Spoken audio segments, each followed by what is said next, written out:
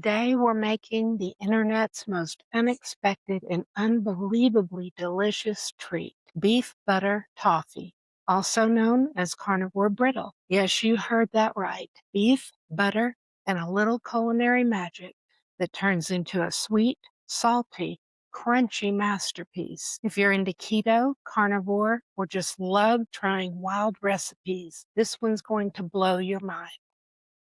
Hey y'all, Carnivore Grannie here. Welcome back to my kitchen. Stick around because I'll share the exact tips to get that perfect snap, plus a secret twist that takes it from good to dangerously addictive. This recipe went viral for a reason. It's the ultimate mashup of savory and sweet. Imagine buttery caramel hugging crispy beef bits with a texture that shatters like glass. It's like peanut brittle's rebellious cousin who only eats steak. Here's what you'll need for a small batch. 1 cup of crispy beef bits. Think dehydrated ground beef or beef jerky crumbles. 1 cup of unsalted butter. 1 cup of allulose or your preferred low-carb sweetener for that caramel magic, and a pinch of flaky or coarse salt. That's optional, but highly recommended. That's it. 4 ingredients and endless bragging rights. First, we need crispy beef. If you're starting with fresh ground beef, cook it low and slow until every bit is golden and crunchy. Drain it well. Moisture is the enemy of brittle. If you're using jerky, chop it into tiny shards. I used 7327 ground beef and I dehydrated it in the oven. So if you'd like me to show you how to do that, I'll post that video. In a heavy bottomed saucepan, melt your butter over medium heat. Once it's liquid gold, add your sweetener and stir it constantly. Here is a 1/2 cup of my sweetener. I'm going to stir that in and get another 1/2 cup. You're looking for a smooth, bubbling mixture that turns a rich amber color, and that may take about 8 to 10 minutes. Keep stirring. This is not the time to check your phone.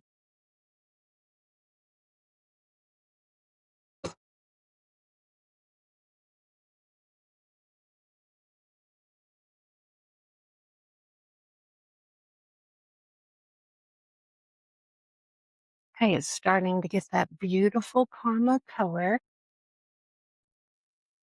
Gonna stir for just another minute. It has been 8 minutes. I'm gonna go 1 more minute.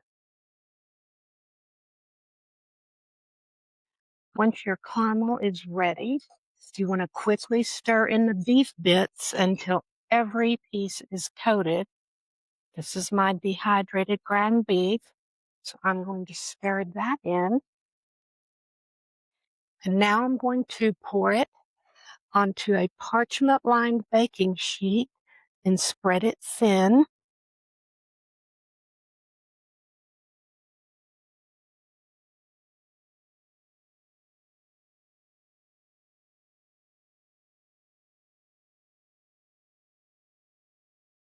I'm going to get every last bit.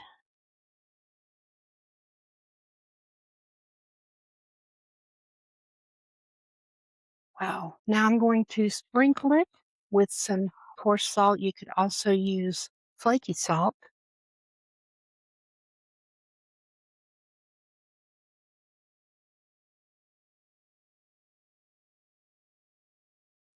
For that chef's kiss finish. Let it cool completely. Patience is key here. Once it's set, break it into jagged, beautiful shards. I'm going to put mine in the freezer for a couple of hours, and I'll be back.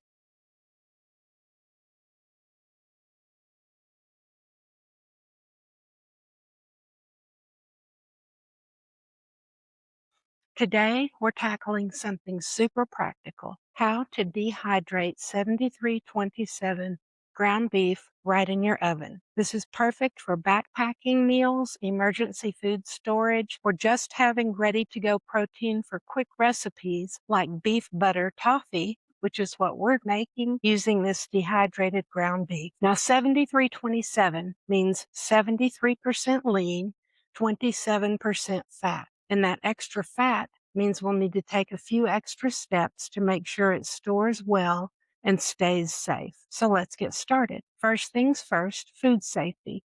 Always start with fresh ground beef and keep it refrigerated until you're ready to cook it. To dehydrate this pound of ground beef, you'll need a large skillet or pan, paper towels, a baking sheet with a wire rack, which is optional, but it helps the airflow, parchment paper, and your oven. Because of the higher fat content, we'll fully cook and drain the beef before we dehydrate it. So we're going to place our skillet over medium heat, add the ground beef, break it up into small crumbles as it cooks. The smaller the pieces, the faster and more evenly they'll dry later. And we're going to cook until there's no pink left. This is important.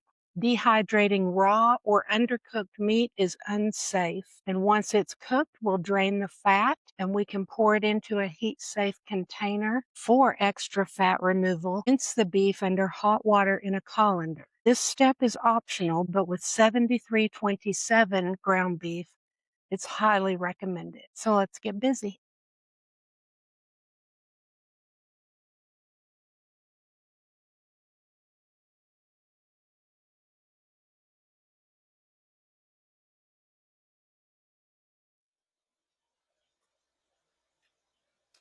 That is sizzling up nicely. Let's preheat our oven to 170 degrees. If your oven doesn't go that low, you can prop the door open slightly with a wooden spoon to let the moisture escape. So now that my ground beef doesn't have any more pink left in it, I am going to rinse mine in a colander using hot water, and then I will spread it in a single layer.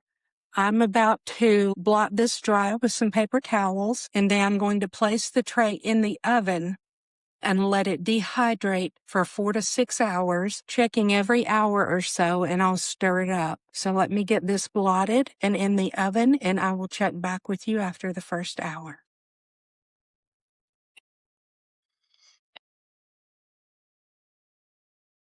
So I'm going to keep blotting this. Most of the fat should be out of it because I rinsed it in hot water really well, but you've got to just double check. You can't get it too dry.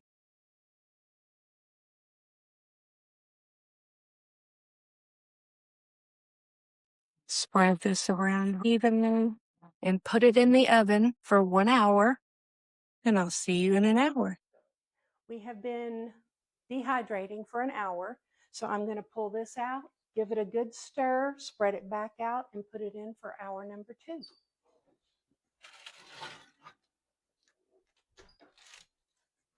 You can see how it's turning into nice brown bits. And I will mix it up really well.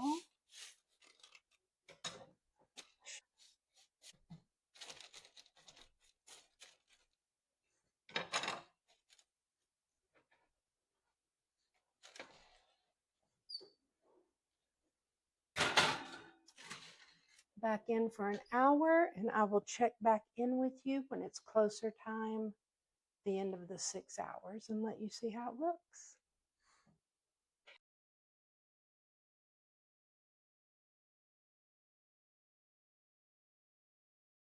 Okay, I have let it cool completely.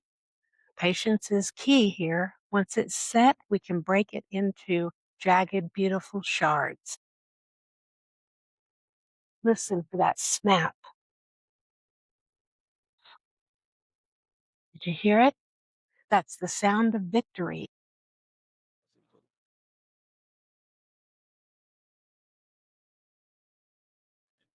Mm.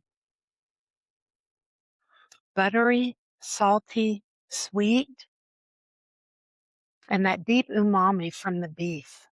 It's like your taste buds are at a rock concert. Want to level it up? Add a pinch of smoked paprika for a barbecue vibe, or drizzle it with melted dark chocolate for a sweet, savory dessert twist. You can even swap beef for bacon bits if you're feeling extra indulgent. There you have it, beef butter toffee, the carnivore brittle that's crunchy, buttery, and just a little bit outrageous. Whether you're making it for yourself, gifting it to friends, or just showing off your kitchen skills, this recipe is guaranteed to start conversations. If you give this a try, I'd love to see your creations. And if you enjoyed this video, hit that like button, subscribe for more deliciously weird recipes, and ring the bell so you never miss a kitchen experiment.